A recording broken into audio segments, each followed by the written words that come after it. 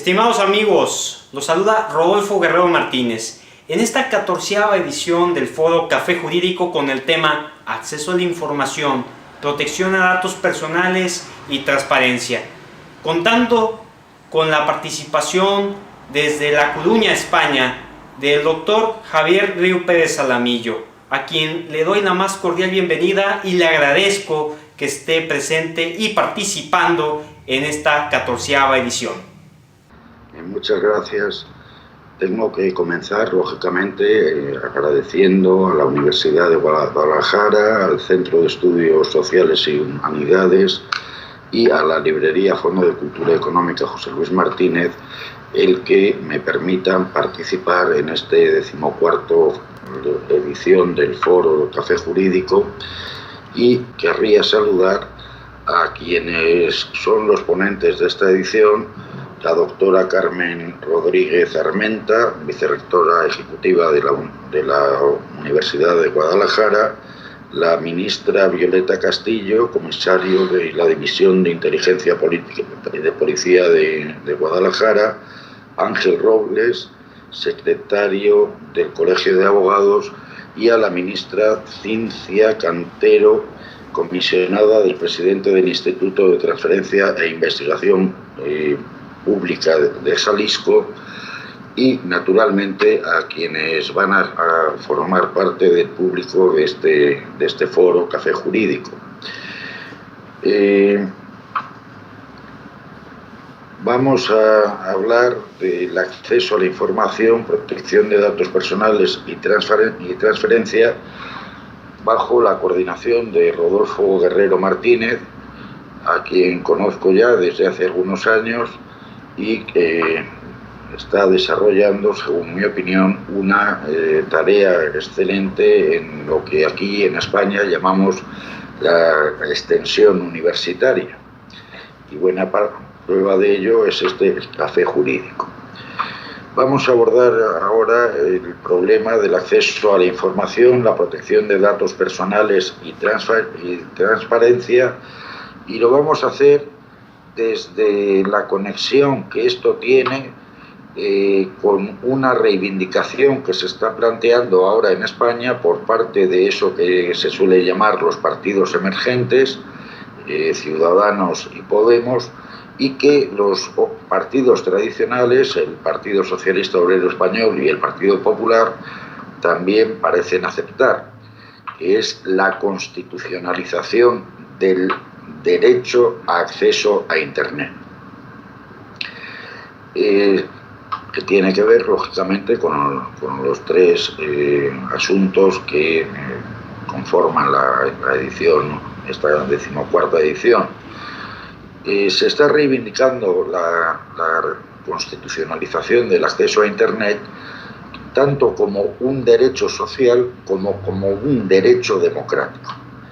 Como un derecho social en la condición de un derecho instrumental que va a facilitar el acceso a otros derechos fundamentales sociales, entre otros, de manera muy principal, el derecho a la cultura y a la educación. Como un derecho democrático, en la medida en que va a permitir que los ciudadanos puedan participar en los asuntos públicos de manera diaria. Ahora bien, si la idea puede ser buena, nos encontramos con que hay una serie de limitaciones y que ponen de manifiesto el carácter contradictorio de Internet. Es verdad que estos inventos para mí demoníacos sirven para facilitar el intercambio cultural. Es verdad que facilita lo que se viene haciendo en el mundo desde que apareció la imprenta, del intercambio de ideas, y buena prueba de ello es que yo estoy a unos 10.000 kilómetros de Guadalajara y estoy participando en este congreso. Y desde ese punto de vista, la red, el acceso a la red, cumple una misión fundamental. Y además es una fuente de información inagotable, pero al mismo tiempo se puede transformar en un vehículo de desinformación.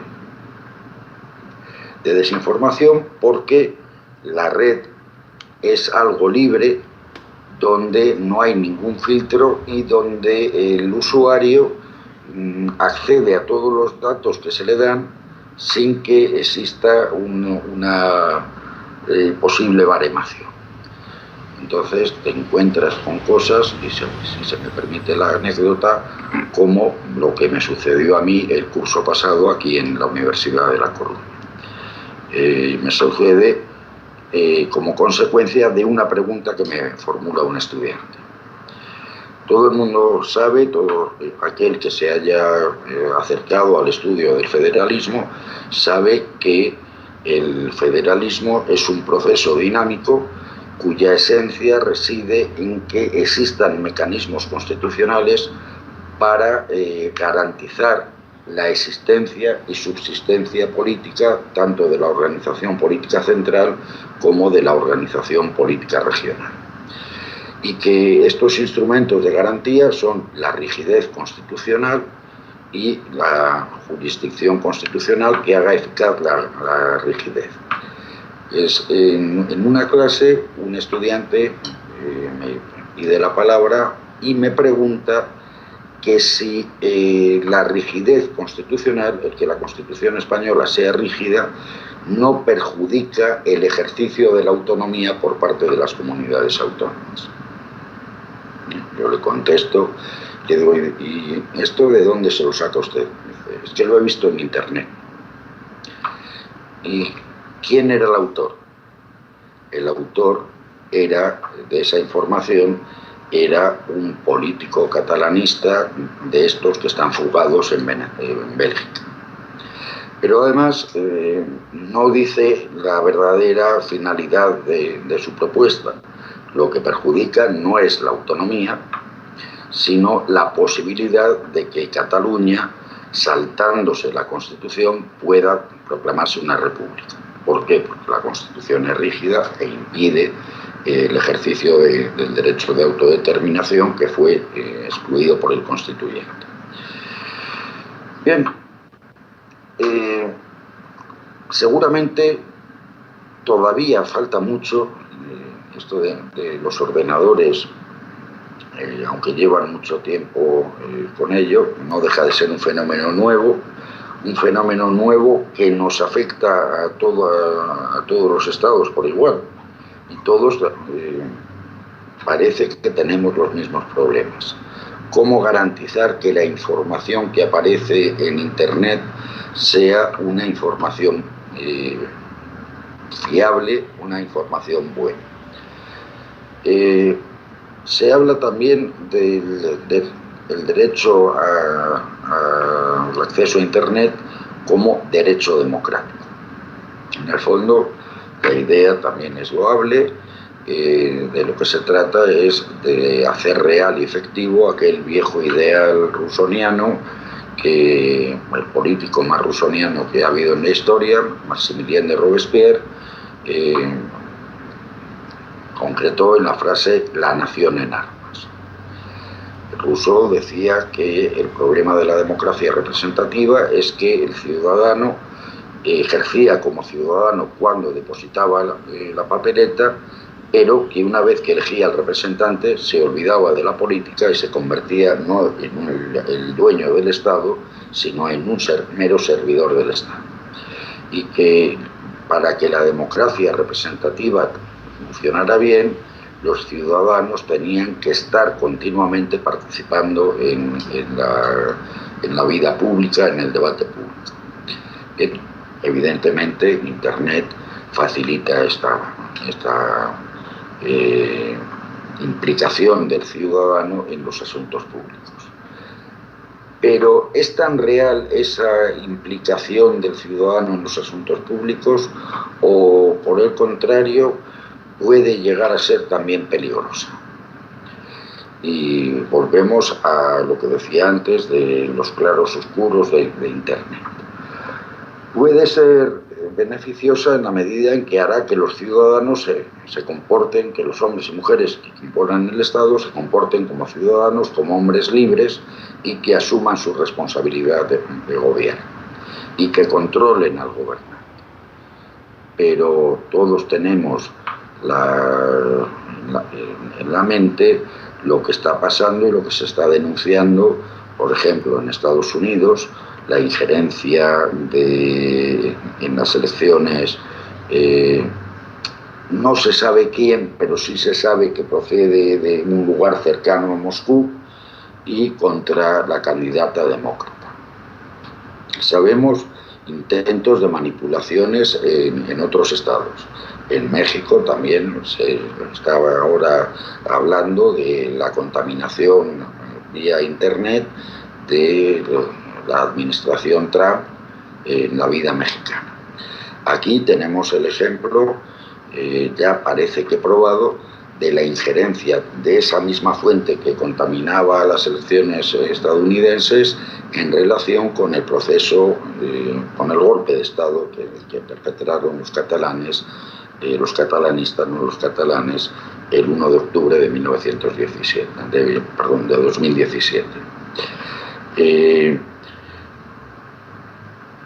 Eso responde al principio democrático de que sean los ciudadanos del Estado los que tienen que participar, o se trata de otro problema distinto a la democracia, y que en este caso además está vinculado a los intereses económicos. Nada le interesaría más a la administración Trump o a la administración del señor Putin que la Unión Europea desaparezca. La Unión Europea, como sujeto que participa en la economía, les hace sombra a los dos, o incluso está por encima de los dos. Si eliminamos a la Unión Europea, nos convertimos otra vez en los amos del mercado internacional. No es casual que desde que empieza la competición con Estados Unidos y con la Unión Soviética, la antigua Unión Soviética, la extrema derecha anti-europeísta esté creciendo. Ayer mismo hubo elecciones en Suecia y el partido llamado Demócratas de Suecia, es decir, la extrema derecha sueca, se ha convertido en la tercera fuerza del Parlamento sueco. Si llegan al poder, van a hacer una política de destrucción de la Unión Europea. Entonces, en cuanto al acceso a la información, entendido como cultura, el acceso a la información como el derecho democrático a poder opinar libremente, parece que hay cosas que están bien, cosas que están mal, pero hay otro problema. Yo manejo muy poco estos medios, pero no soy totalmente ignorante de lo que pasa. Y por lo que yo sé, el debate político en la red, más que un debate de ideas, más que un debate de contenidos programáticos, es un debate del insulto por el insulto. Y muchas veces, además, condicionado porque se puede escribir desde el anonimato. Y entonces en el debate político aparecen auténticas injurias, pero que no se sabe quién las ha cometido. Estoy pensando en lo que está sucediendo en España con los ciudadanos y con los políticos que se han atrevido a posicionarse en contra del proceso soberanista catalán. Seguramente, dado que en México se sigue mucho la vida pública española, me temo que salvo unos cuantos que nos consideramos mexicanos, no es recíproco. Saben ustedes perfectamente que haberse opuesto a la perpetración del golpe de Estado ha significado que la red aparezca inundada de mensajes contra Joan Manuel Serrat, llamándole fascista, llamándole franquista, o contra Juan Marsé, el gran escritor catalán, también llamándole lo mismo, lo que supone, volvemos a la desinformación, supone desconocer la propia historia y desconocer lo que ha hecho cada uno por Cataluña. Joan Manuel Serrat fue vetado por Franco el año 68, en el lenguaje propio de los gobiernos franquistas, expulsado de por vida de los medios de comunicación pública. Motivo, porque habiendo sido seleccionado para cantar en el Festival de Eurovisión en nombre del Estado español, él pretendió cantar en español, pero no en castellano.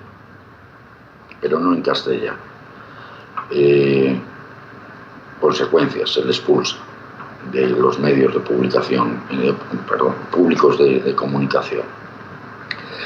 Joan Manuel Serrat ha estado siempre posicionado contra el franquismo, pero Joan Manuel Serrat ha hecho más por Cataluña y porque los de mi generación tengamos cariño a Cataluña que lo que ha hecho cualquiera de los políticos catalanistas actuales, algunos de los cuales, y no es casual, están inmersos en procesos por las comisiones del 3%, por llevarse dinero a Suiza, a Andorra, a Liechtenstein.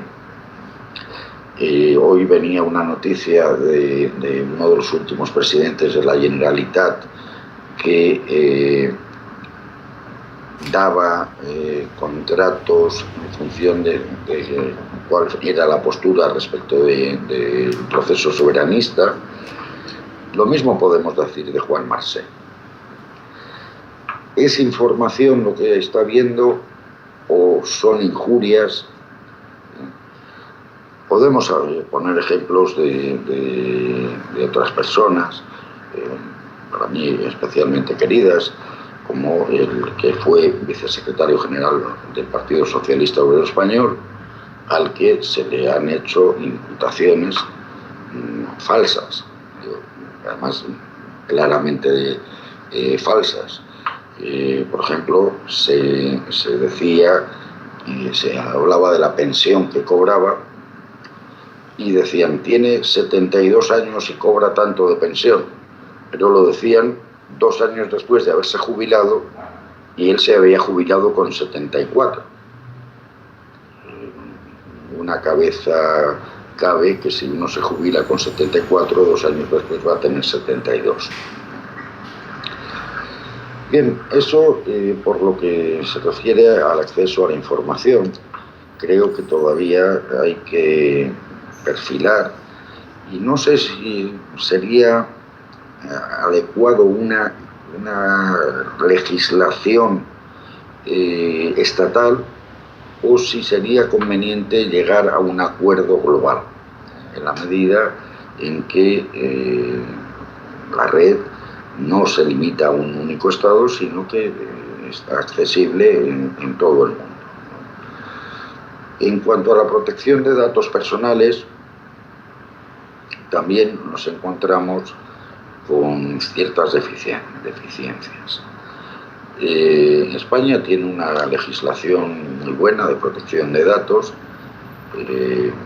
Se hizo en el gobierno de Rodríguez Zapatero, la hizo un profesor de Derecho Constitucional, que era el encargado, Artemio Rayo Lombarde, y es una ley muy buena, pero que también presenta problemas con estos medios de comunicación nuevos, Internet, porque exceden a la previsión que tuvo el legislador. ¿Qué sucede? Es verdad que cuando yo contrato con un banco, abro la cuenta tengo que autorizar qué datos permito que utilice públicamente. Y ellos guardan los archivos. Si un hacker, creo que se llaman, entra en los archivos del banco, los sustrae y los hace público, el derecho penal, el español y el de otros estados, reacciona. Pero tenemos otra vez el problema de dónde está el culpable de la intromisión. Pero hay otro problema que ni está contemplado en la Ley de Protección de Datos y que tiene mayor repercusión que cuando se pensó la ley. Hoy, al menos en España, todas las sentencias de los tribunales ordinarios se publican en Internet. Ahí aparecen los datos personales, porque se publica la sentencia tal y como está dictada por el tribunal. Y aparece el nombre, aparece el número de documento de identidad, aparece el domicilio. ¿Qué hacemos con esto? Habría que buscar algún mecanismo para que pudiera salir, por ejemplo, el nombre, pero no los demás datos personales. O incluso yo no sé hasta qué punto debe aparecer el nombre de una persona. Pero ya dando los datos, en España hemos tenido ejemplos de sentencias condenatorias por algo parecido. Una durante la República, cuando el diario monárquico ABC publica una foto de don Luis Jiménez de Asúa, el gran penalista español, socialista, el que pasa por ser el padre de la Constitución de 1931, publican la foto en la portada y ponen a pie de página don Luis Jiménez de Asúa saliendo de su casa de la calle Alcalá, no sé qué número. Es verdad que todo el mundo sabía que Jiménez de Asúa vivía en esa casa, pero aparece la portada y a los 2 días Luis Jiménez de Asúa tuvo un atentado. Afortunadamente él no fallece, pero sufrió el atentado. Ya en la nueva etapa de democracia constitucional en España hubo, al menos que yo recuerde, un caso muy sonado de una revista que ha desaparecido, por cierto, por culpa de estos medios, porque sacaban la revista en papel y a los 2 días la colgaban en la red gratis. Y claro, salvo algunos antiguos como yo, que leemos siempre en papel, la gente se esperaba los 2 días y compraba se bajaba la revista en la red. Esta revista, que se llamaba Interview, que llegó a ser muy fuerte, llegó a tener capacidad de editar 1 millón, de vender 1 millón de revistas a la semana, publicó un reportaje en varios números sobre la extrema derecha en el País Vasco. Y había en concreto un señor propietario de un bar, creo que era de San Sebastián, que también lo identificaban y daban la ubicación del bar. A la semana siguiente, la organización criminal Euskaditas Katasuna, es decir, ETA, ¿qué hizo? Puso una bomba en el bar. Entonces, es normal que aparezcan los datos de cualquier ciudadano que tiene relación con la administración, sean los tribunales o no, y que aparezca el domicilio. Pensemos en estas profesiones que se consideran de alto riesgo, locutores de televisión. Puede salir en Internet porque ha presentado un recurso a una multa el domicilio de un locutor de televisión o de un actor o de un director de cine. No estamos invadiendo su intimidad, no estamos provocando el que a lo mejor haya una persona desequilibrada que decida ir a molestarle al domicilio. Entonces, también habría que pensar en cómo hacemos real la protección de datos personales en un momento donde esto desborda cualquier previsión que se hiciera a principios de siglo. Y la transparencia, pues, estamos en lo mismo. Y la transparencia de los asuntos públicos está muy bien, es deseable, pero en la medida en que no se controla la red, puede servir para que se manipule la red, puede hacer que aparezcan los datos correctos o puede, como en el caso de Hillary Clinton, puede modificar los datos y hacer públicos los datos manipulados. Como digo, España, por lo que yo sé, está estudiando este problema y tenemos la otra cuestión con la que empezaba, de que se está reivindicando ahora como parte de los derechos fundamentales sociales y como derecho democrático el que todo el mundo tenga acceso gratuito a la red. No sé si ha quedado claro o hay alguna pregunta. Sí, claro.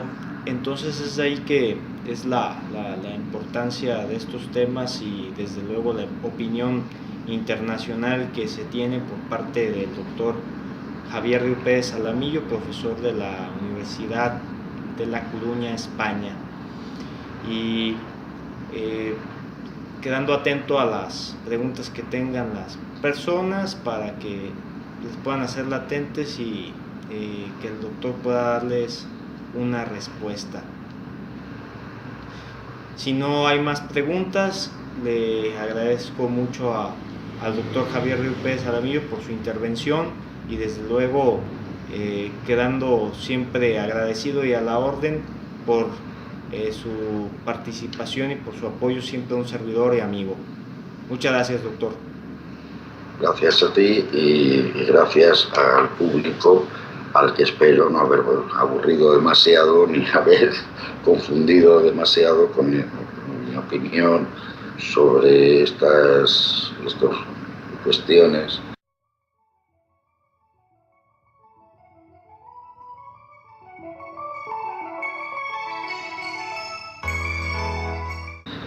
Por cierto, hay algo que tenía pensado decir. Sí.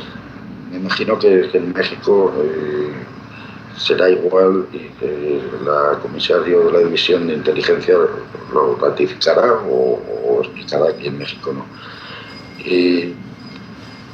Se está también afectando al derecho al secreto de las comunicaciones. Están pugnando el derecho de libertad y el derecho a la seguridad.